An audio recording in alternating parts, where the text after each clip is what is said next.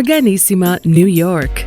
Your exotic skin, hair, and beauty source, and your one-stop shop for all your natural and organic skin and hair care, featuring authentic organic Moroccan oil and prickly pear seed oil and much more.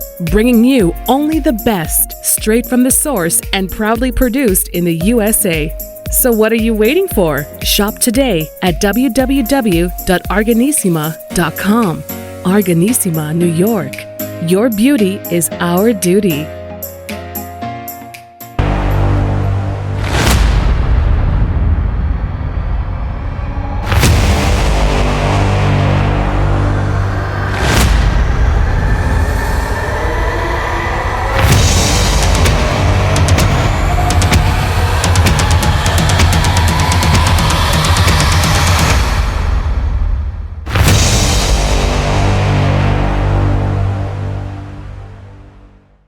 Hey, hey, hey, it's me, Dr. Cheryl Bryant Bruce, MD, the Celebrity Doc, and you are here with us on Chatters That Matters. Let's talk about it. I'm here with my co-host, Hisham Elimati, Hurricane H, and our show is here to educate, inform, and entertain you. This is kind of a unique show in that this is a show that we are dedicating to a very special person in my life, my personal assistant who has been with me since 2005, DeWilda Brown, passed away on Wednesday of this week. So this show is dedicated to her memory, an absolutely amazing woman. And we send her off with much love. And on a happier note, today is my birthday, and I am just 21 with a few years of experience. So happy birthday. Happy birthday. Happy birthday. Thank you. Thank you. And here on the bottom of the screen, we have a face that you may recognize. This is Dr. Miami. Welcome, Dr. Miami. Cheryl, thank you for having me. Thank you, Hurricane, for having me. I'm excited to talk about plastic surgery. Yay, absolutely. We're excited to have you here. Why don't we start out by you giving us a little bit of your background? So I'm originally from New York, but I've been here in Miami since 1996. My wife and I met in college in Brooklyn when we were 18 years old, and now we're in our 50s. So it's been a while. I went to medical school in St. Louis, Missouri. She went to graduate school at University of Missouri, St. Louis. And after that, we had a difference of opinion. I wanted to train in Birmingham, Alabama. She said we should go to Miami. Lucky for her, I matched in Miami and never looked back because Dr. Birmingham wouldn't have the same cachet necessarily as Dr. Miami has. But we've been here since 96. You're lucky to have gotten Miami. Yeah, lucky to have gotten her and lucky to have gotten Miami. Yes. So I've been here since then, and I do cosmetic surgery, mainly mommy makeovers. 95% of my patient base is women between the ages of 18 and 50. Okay, so let's talk about that. What exactly is a mommy makeover? What does that entail? So a mommy makeover is just a general term to describe any surgery or any cosmetic surgery that undoes the quote unquote ravages of childbirth. Okay, so as you know, and there's like 6 or 7 different combinations of potential mommy makeovers. Almost all of them begin though with the tummy tuck. Because when the uterus expands and the baby starts to grow, the muscles of the abdominal wall separate. And you can do as many sit-ups and crunches as you want and make them nice and strong. But if there's that separation between them, that weak area, then your abdominal contents push out. And no matter what you do, you'll have a little mommy pouch, especially when you exercise. Yeah. This separation is different than the prune belly that we all get when we delivered the baby. It's different. It's different. So there's the fat that, kind of sits there externally on the outside that you gain during pregnancy. And then there's the actual weakness of the muscle wall itself. We call it a diastasis, this separation of the muscles. And normally your abdominal muscles are strongly held together by fascia, by this, proteinaceous material that brings them together. So when you sit up and down, your abdominal contents stay behind it and flat. But once there's a separation, there's just like this weak, almost gossamer thin layer of tissue. And it's easy for the abdominal wall to push out and make it bow out. And the only way to correct that is to lift up the skin and sew the muscles together nice and tight, bring them back together. So that's usually the first step of a mommy makeover, is the tummy tuck. And all these operations I'm going to talk about can be combined or done in stages. But the tummy tuck, essentially, it's an incision low in the bikini line from hip to hip. The skin is lifted up, the muscles are sewn together, and then all the skin, the stretch mark skin, the fat, everything from the belly button down gets removed. And then the belly button gets brought out through a new hole in the center. It's your old belly button brought through a new hole. Wow. Yeah. And then we liposuction the sides to bring in the waist. Now, the second most common component of a mommy makeover is a breast lift or breast implants, because when you're during pregnancy, milk, whether you breastfeed or not, milk comes into the breast tissue and expands the breast. And then after the baby's born, either if you breastfeed, obviously the breasts stay big for a while longer, but once you stop breastfeeding, the milk goes away and the breasts deflate. And usually there's left with extra skin, the areolas point downwards, everything kind of falls down. Now, if you're lucky, all you need is implants to reinflate that skin envelope. But sometimes the nipples have fallen too low, the breast, there's too much skin, it's sagging. So you need a lift, and sometimes you need a lift with an implant. And that operation can be combined with the tummy tuck. And that's the most traditional classic mommy makeover, the tummy tuck with the breast lift with implants. Now you can also add Brazilian butt lifting, which is taking fat from the areas of the body you don't want them, and put it into the place you do want it, which is the butt. And what happens during pregnancy is the butt expands. The tissues get more, they lose elasticity. They sag down. What was on the top of the butt is now on the bottom. And so you reinflate the butt by moving the fat from those areas you don't want it to the area you do. Now, the butt lift is somewhat of a misnomer because we're not actually lifting the butt like we do with the breast. We actually cut out skin and lift. It's more of a reinflation, like a balloon that's been deflated, and then you blow it up and it gets nice and tight and round. And that's what the butt lift is. And of course, you can also add arm liposuction or arm lifts, thigh liposuction, thigh lifts into all combinations. And if you even want to do what we call a new body who dis, it's everything. It's a lower body lift, Brazilian butt lift, tummy tuck, breast lift with implants, arm lift, thigh lift. It takes about 6 hours and you walk out with basically a whole new body. And nobody recognizes you. Well, I mean, your face is the same. They recognize you. They're just like, wow, that vacation did you really good. Yeah. Now, that's an interesting question, though. If you have all of this work on your body, you do this mommy makeover, and, now you're like, bam, bam, bam, you have a banging body. We get fat in our faces, too. So does that then require you to have to go and get face work done to match this body? Sometimes yes, and sometimes no. It depends on the person. At some point after a certain age, you have to make sure that everything matches. Right. In the early years, in your 20s and 30s, no matter what you do to your body, the face kind of fits. But as we get older, things sag down here. You tighten everything in the bottom and you leave everything on the top, kind of showing his age. There's a little bit of a mismatch there. So yeah, I don't do facelifting, but it is something to consider in your 40s and 50s. Perfect. Okay.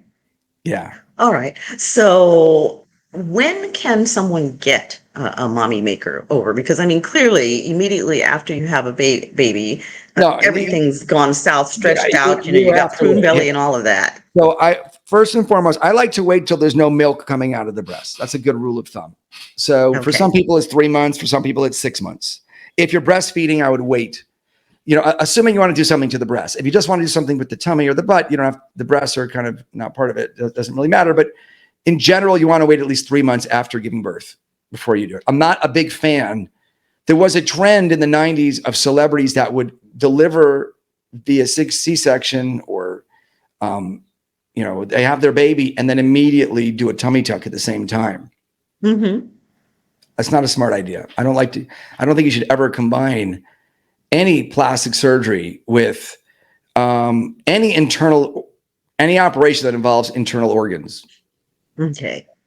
And people did it a lot more often, I think, in the 90s when I first went into practice. And now I think it's generally considered unwise, because as you know, when you go internal into the abdominal cavity, there's a lot more things that can go wrong, Right. and a lot more serious things that can go wrong. And if you do something on the outside, you do a tummy tuck, you do liposuction, it's very hard for the surgeons to follow the progress of the patient if something goes wrong internally.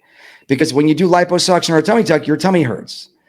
Right. But if you do, let's say, a hernia repair or a colon resection or a hysterectomy or a C-section, and there's something wrong internally, you've nicked an artery you shouldn't have, or somebody got an enterotomy, you went into the bowels or something, they're going to have abdominal pain, but they're expected to have abdominal pain anyway from the tummy tuck, and you're not going to know, and that could delay treatment. So yeah, that's my take on combining those two. So you definitely want to wait a couple of months, at least 3 months after giving birth, before you consider having a mommy makeover, in my opinion. Right. Now, we see a lot of shows out there like Botched. Where do people get into trouble with plastic surgery? So look, there's a lot of ways to get into trouble. It's like driving, it's like driving. Is driving safe? Is it? Yeah. If the person driving is sober and knows what they're doing and is careful and everything else, it's perfectly safe. But you wouldn't get behind the wheel, or you wouldn't go into a car with somebody drunk behind the wheel, or doesn't know where they're going, or is distracted playing on their phone or something. So that's how I would categorize all of surgery in general. The risks are very dependent on the person who's doing it. Now, right. There's two categories of botched, right? There's botched where the surgeon clearly made a mistake. He should have zigged, and instead he zagged. Okay. I'll call those the true botches. Then there's what we just call unfavorable results, where the surgeon did everything right, and the patient maybe did everything right, but things did not go the way they usually go. There was an infection. There was I remember a woman who I did a nose job on in 2003, and she was leaving the hotel, and she was trying to put her bags into the trunk of the car, and the cab driver was trying to help her, and they were fighting a little bit, and he elbowed her right in the nose, broke her nose. I mean, a week after plastic surgery. Had to go back to surgery, fix it. Things happen. Okay. Now, is that botched? No, it's not botched. But obviously, it doesn't look the way it wouldn't look the way she wanted it to look, because it's been broken twice. Okay, so there are those things that happen, and those are unfavorable results, and it's hard to tell sometimes which is which without knowing the whole story. Right. And knowing so. Obviously, every patient has to be their own best advocate post-op. They have to follow all the doctor's instructions. They have to take care of themselves. Liposuction is not a miracle. Neither is a tummy tuck. It doesn't mean you can never gain weight again. A lot of patients, let's 5 years talk later, about that a little bit. Yeah, 5 years later, patients are like, I thought I would never get fat.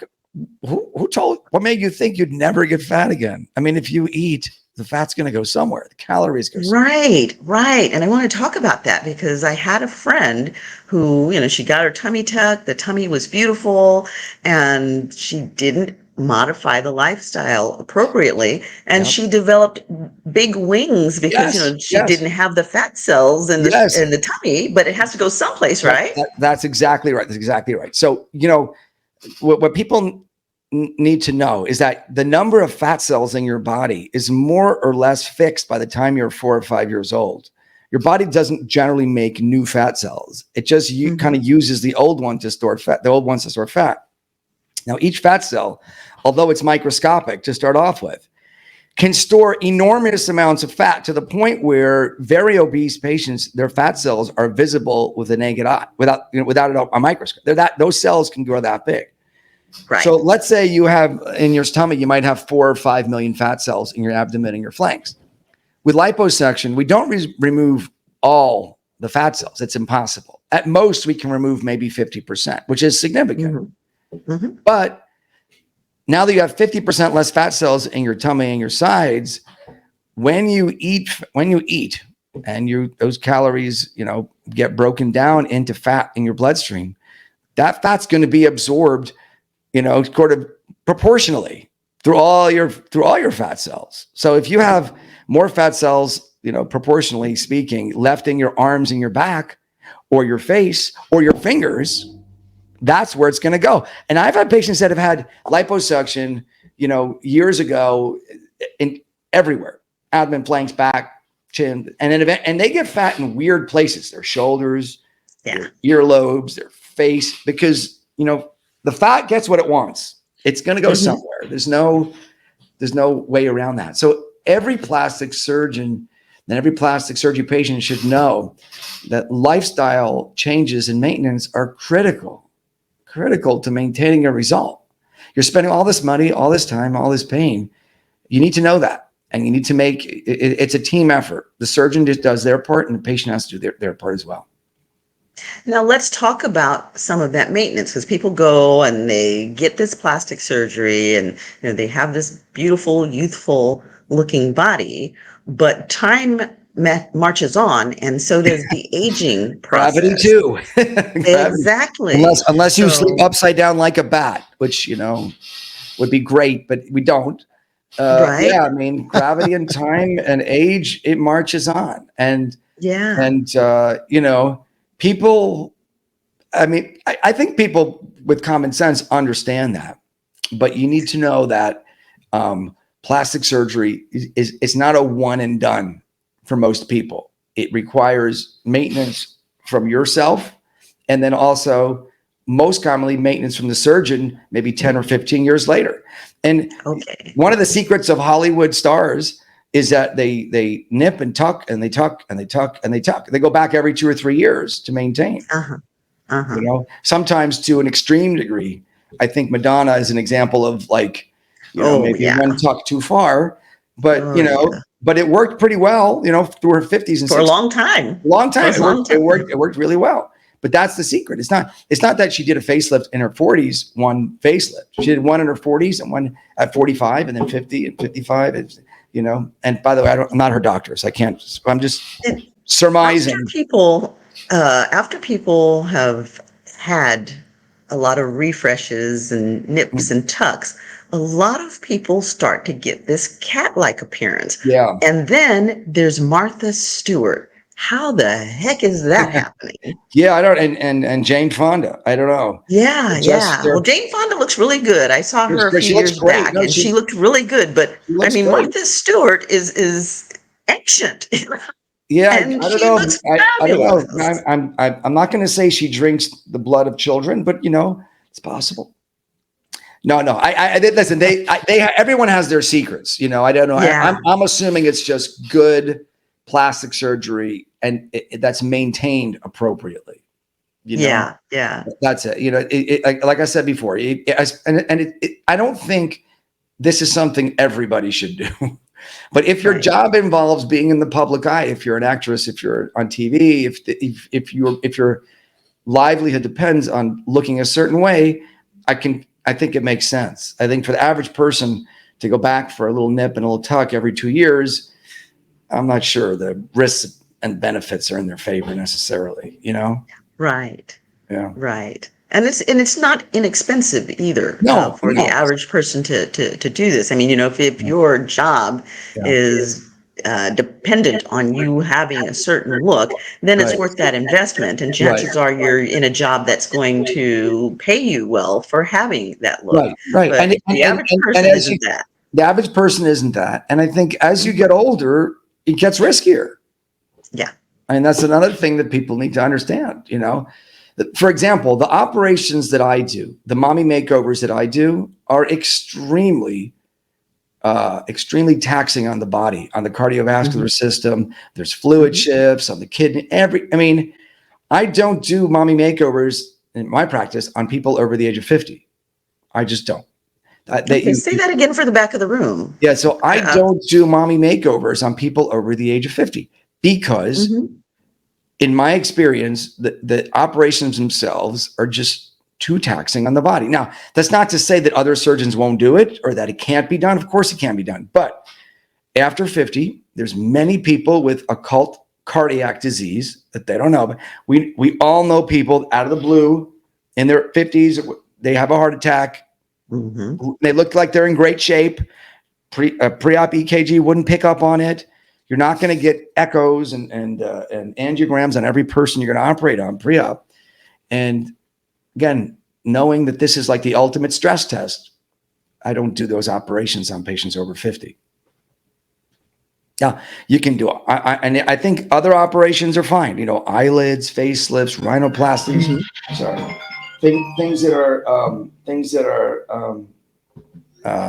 are not as intense, I think, are fine. Mm-hmm. You can do facelifts in your 90s, assuming you're healthy. You know, sometimes those Okay. operations are done awake under local anesthesia. You know, Okay. those are not bad. Very, very little blood loss. But when you're talking a tummy tuck, you're talking a Brazilian butt lift or even a breast lift, the blood loss is significant. The operations take hours. It's general Mm-hmm. anesthesia.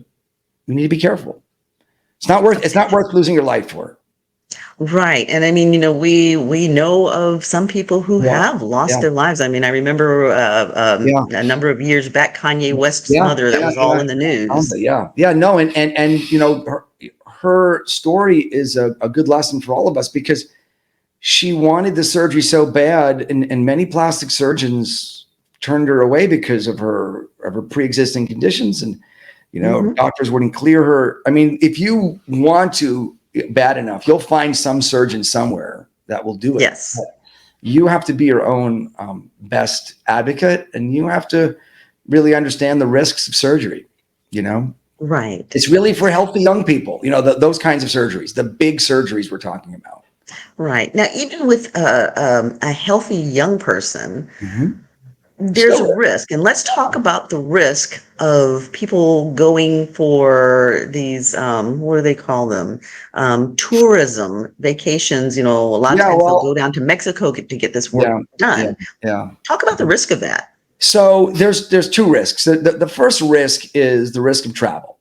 So if you go to a foreign country, and we saw that tragic case last week of the young lady that went down to Mexico and just took a wrong turn, you know, and although that can happen anywhere, it happens more frequently in countries that are less well policed, let's say. And the other thing is, you don't know the language. If you go to a country where you don't know the language and something goes wrong, you know, how are you going to interact with the hospital staff or the emergency services and things like that? So those are things people don't consider until it's too late. Now, there are great surgeons in every country. There are great surgeons in Mexico, great surgeons in the DR, great surgeons in Brazil, Venezuela, Colombia, Turkey. Okay. However, how are you going to know who the great surgeons are in those other countries if you don't speak the language, if you don't live there, if you don't have the way to vet them other than just one page on a website, you know? Right. So, so those are the things that people don't consider. Okay. However, I mean, if you are from that country and you can properly vet and research the surgeon, let's say in the DR or Colombia or Mexico, and you have family there, you know what's going on, they can be there for you, or you speak the language. I think it's fine to travel. If it's a better deal, why not? But for most people, when they travel, they go in with very little information. And many, many women have lost their lives, dozens in the DR, in Mexico, in other countries, in Turkey. I mean, it can happen in America, it can happen anywhere, but if it happens someplace else and you're out of the country, a small problem can become a big problem very quickly. Right. And I think one of the big things that people really need to do, you used to do it anyway. Like you said, there's a vetting process. But if you're going to have a surgery in another country, part of that vetting process should be getting a thorough look at the facility. Ask to see the Yes. operating rooms, ask to Yes. see the recovery areas, ask to see Yes. the room that you're going to be staying in, because while the waiting room might be pristine and lovely, the back might not be so much, and you're not going to know that. That's where the rubber meets the road. It's in the operating room and in the recovery. The Exactly. other thing, people do not pay enough attention to the recovery process and what happens from the moment you leave the operating room to the moment you head back home. And that a lot of times is where things go sideways. Whether it's in the recovery room, getting too much pain medication and stopping, God forbid, stopping your respiratory centers. You Right. stop breathing and no one's paying attention. Right. And that happens Then often, because I used to happens, work at Foundation Surgical Hospital as the emergency room doctor. I was a concierge physician there. And so I would be on for like 10 days at a time. And I pretty much every night on a regular basis, I would get awakened yeah, because somebody had had a little bit too much anesthesia and they yeah, came back from recovery. They thought they were looking pretty good. And now we're doing a respiratory code on them. And yes, I yep, think it's yep, probably safe to say yep, that most of the losses that yeah, occur from surgeries actually occur from the post-op experience as yeah, opposed to the yep, actual surgery yep, itself. yep. I agree. At least half happened in that perioperative period, Hmm. and sometimes it's just a question of having too many patients for too few nurses, or Hmm. or sometimes surgeons or the staff is being rushed. A lot of, if you're in a busy hospital or a busy surgery center, they're turning over the room, they're not paying attention, trying to get the next case going, and then it only takes 2 or 3 minutes of not breathing for your sats to drop and for you to get into serious respiratory trouble. So that is key. My practice is very boutique-ish. I have one operating room, one recovery room, one-to-one nursing, one-to-one surgeons. It's not a Right, factory. And right. my patients, and this is not an ad for my practice, I'm just telling you how I do it. My patients go directly, from the recovery room once they're stable, transported to a hotel where all my patients stay on the same floor. I have nurses there 24/7 to watch them. Right. Most plastic surgeons, whether in the US or other places, they'll send patients home.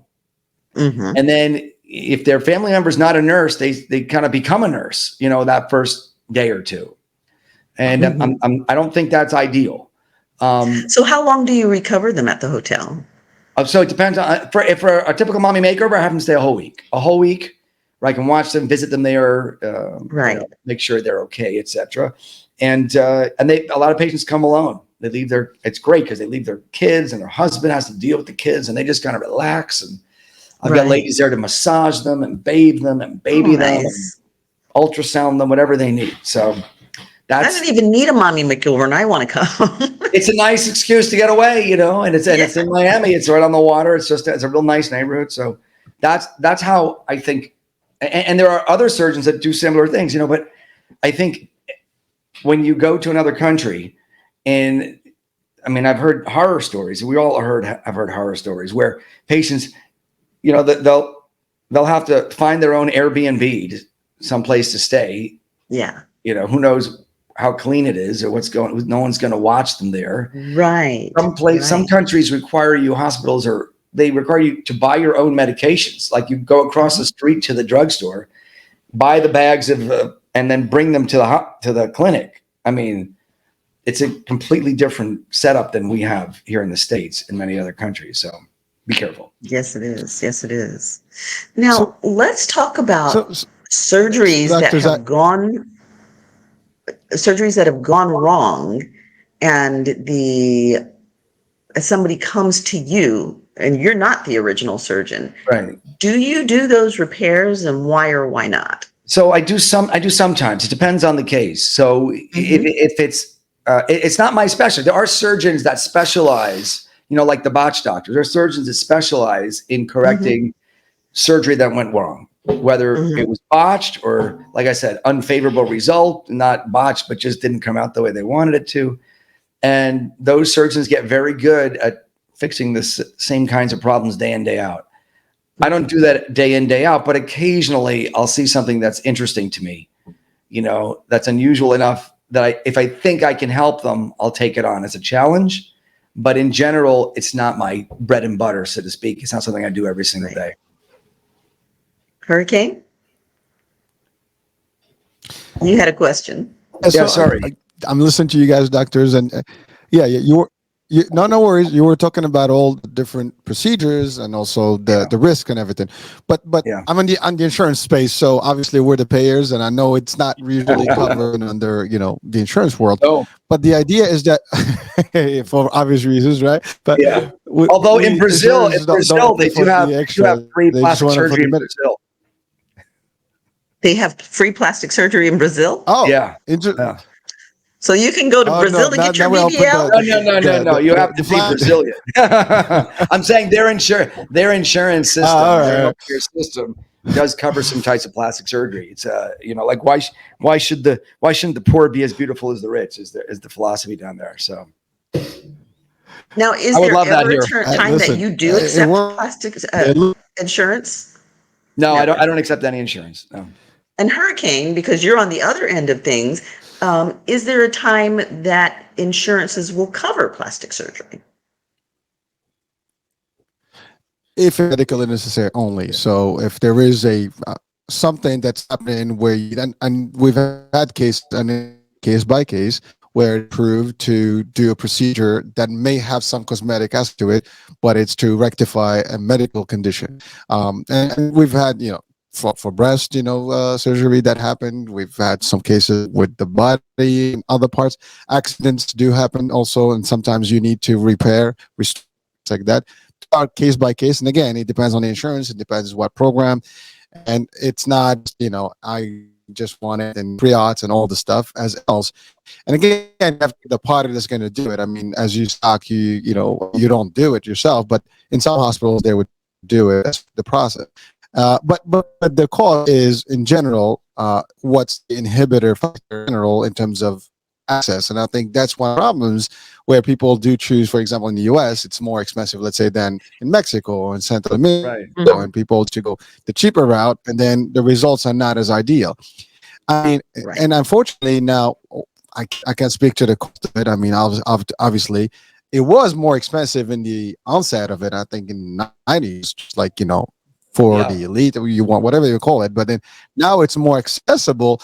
But what would be that cost for people just to comparison? People think, well, I'm going to be better off going to Turkey, but then you still have to fly, you still have to do this and then the other. When you add it up, is it worth it? And the risk you take. Right. So again, it depends on the person, but like, for example, Miami hands down has the best prices in the country for plastic surgery. Like it can be sometimes a third of the cost of what they charge in New York for the same operations by better surgeons. So as a travel destination for plastic surgery, Miami. there's nothing. And all the New York surgeons just got managed. But it's true. That's just the truth. So, and same thing with LA. I mean, the surgeons in LA charge what would be considered exorbitant prices for the same work with, the quality, I don't know. You'd have to go on a case by case basis, but the prices are much more expensive in California and New York. Texas is somewhere in between. But even the prices in Miami, they can sometimes be half the price in the DR or Turkey. Right. So, yes, there's airfare involved and there's added risks and everything else. But if that's all the money you have and you really want it, it's your only option. I would caution against that. I would say better to save or finance and do it safer and be less risky with your life. But that's not how everybody thinks. Like I don't ride motorcycles, but a lot of people do. And it's just a question of your own risk benefit tolerance. Yeah, absolutely. Pretty Now, powerful. Hurricane, again, a question for you. We're talking about insurance covering these types of procedures.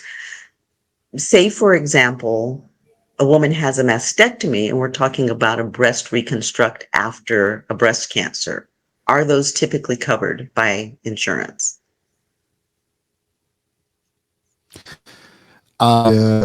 probably going to say no.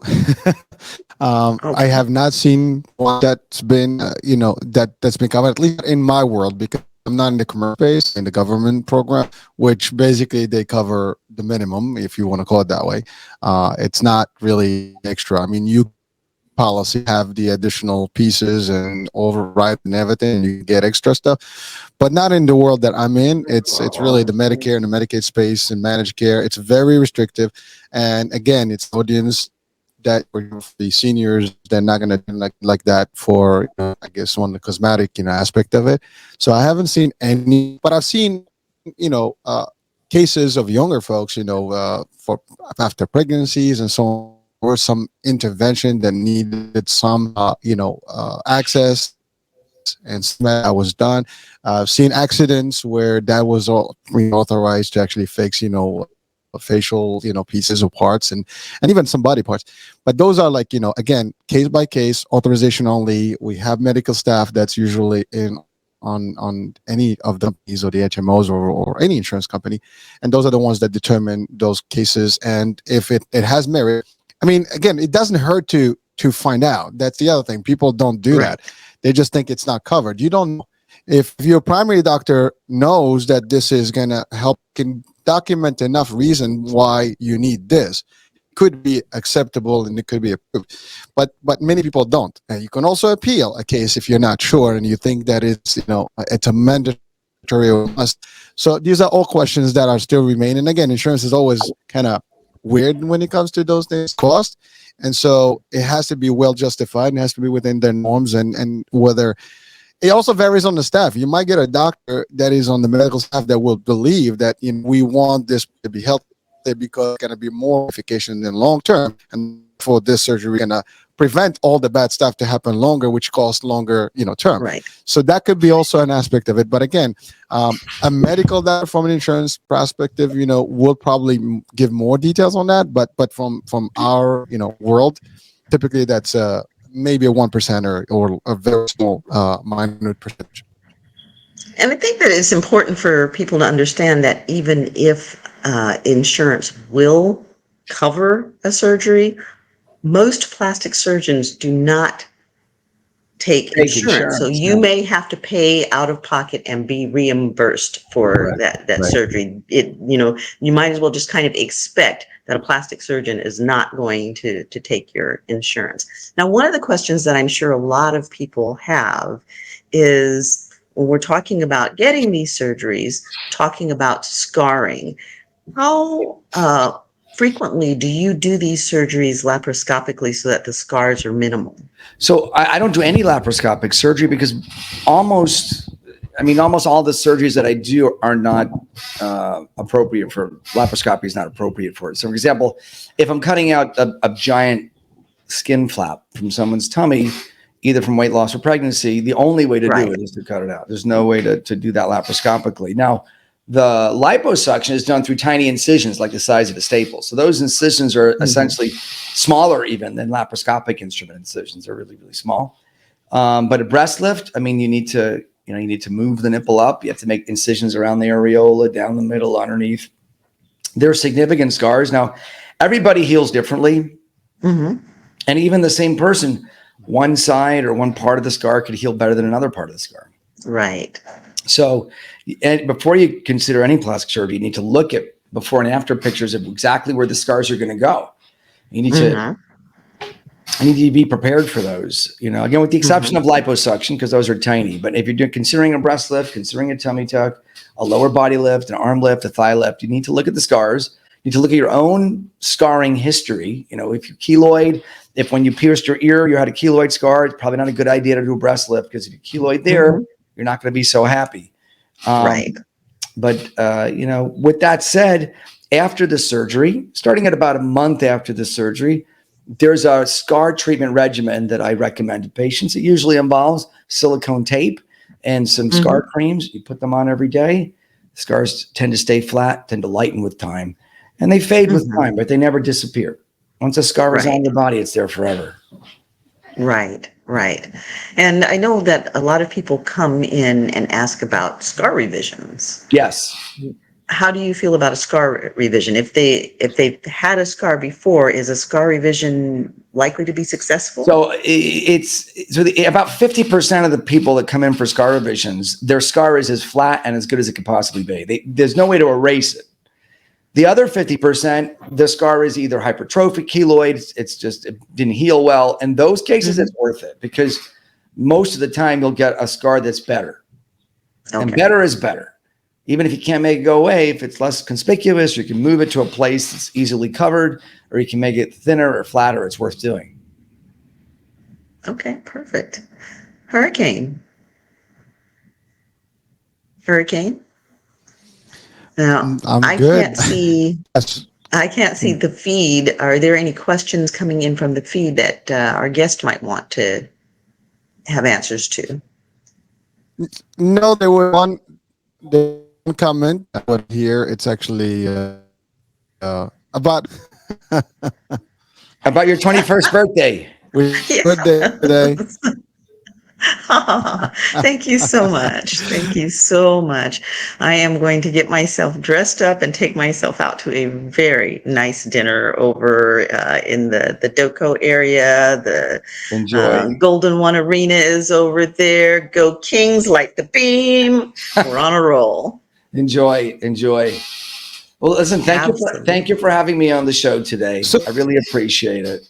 I really do. Thank you for joining us. That was very interesting and a couple of those questions I've been carrying around for a while now. So I was glad to get them answered, and I'm sure that our audience was happy to get some of those things answered as well. So if there is one or two takeaway points that you absolutely want the audience to take away from this, what would those be? I think the first thing I think is safety first. There's no plastic surgery that's worth losing your life over. So the most important thing that you should consider before price, before even the quality of the results, is the safety of the surgeon and the location you're going to have your surgery. That's the first thing. The second thing is that plastic surgery is a team sport. That means the patient themselves is the player, and the surgeon is the coach. You have to maintain the results. You have to prep yourself before the surgery. You have to take care of your wounds and your healing process afterwards. You have to maintain the results to be happy. And I'm going to toss one thing in on that, taking care of yourself. The best way to heal from any surgery is to have a good diet so that your body is nutritionally sound enough to have good building blocks. Yes, that's true. You are what you eat. You are what you eat. Absolutely. Well, Dr. Miami, thank you so much for joining us, and thank you for making the world more beautiful for all of the mommies. Thank you. Because definitely it is a self-esteem thing when you can get that body to snap back, whether it does it naturally, which it doesn't often. When you feel better about your body, surgical help. When you feel better about your body, when you change the way you see yourself, you can change your whole life. So. Absolutely. So thank you for what you do, and we've enjoyed having you, and we hope that you'll come back and see us again. Thanks, Michelle, and happy birthday again. Thanks, Hurricane, for having me on. Have a great and blessed Sunday.